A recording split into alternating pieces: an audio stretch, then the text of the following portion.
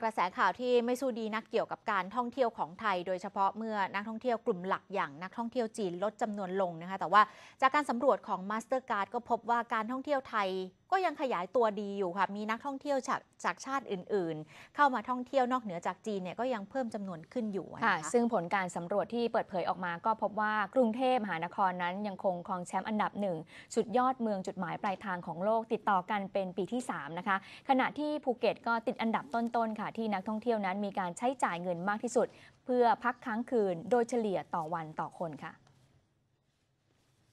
ผลสำรวจสุดยอดจุดหมายปลายทางโลกของ Mastercard ฉบับที่ 7 ประจำปี 2561 ก็ชี้ว่าอุตสาหกรรมการท่องเที่ยวไทยนั้นยังคงเติบโตได้อย่างต่อเนื่องค่ะและไทยนั้นก็เป็นประเภทเดียวในผลการสำรวจทั่วโลกที่มีเมืองท่องเที่ยวถึง 3 แห่งติดอยู่ใน 20 อันดับต้นนะคะโดยเพราะว่ากรุงเทพก็คือเมืองสุดยอดจุดหมายปลายทางอันดับหนึ่งของโลกค่ะที่นักท่องเที่ยวต้องการมาเยือนแล้วก็พักแรมมากที่สุด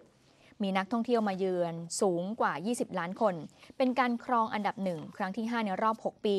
นับจากปี 2555 ค่ะ แล้วก็ครองอันดับหนึ่งต่อเนื่องเป็นปีที่ 3 โดยนักท่องเที่ยวที่มาเยือนไทยมากที่สุดนะคะก็คือจีน ญี่ปุ่น แล้วก็เกาหลีใต้ค่ะ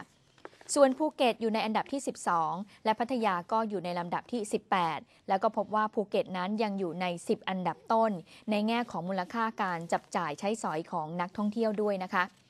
เหตุผลที่กรุงเทพสามารถที่จะครองตำแหน่งต่อเนื่องเป็นปีที่ 3 เป็นเพราะโครงสร้างพื้นฐานที่มีเสถียรภาพ การผสมผสานที่ลงตัวทั้งในเรื่องงานแล้วก็การพักผ่อน รวมไปถึงวัฒนธรรมที่เป็นเอกลักษณ์ รวมทั้งความพยายามจากหน่วยงานต่างๆของรัฐนะคะไม่ว่าจะเป็นกระทรวงการท่องเที่ยวและกีฬา